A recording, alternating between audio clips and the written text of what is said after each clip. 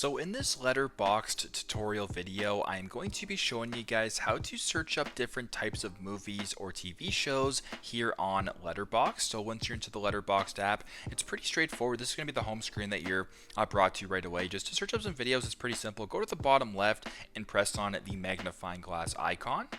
Then once you're here, you can go to the top and press on search, where you can find films, reviews, lists of people. So if you wanted to search up, these are my recent searches, of course. If you wanted to maybe search up someone like Tom Cruise, you can search up Tom Cruise and then press on search.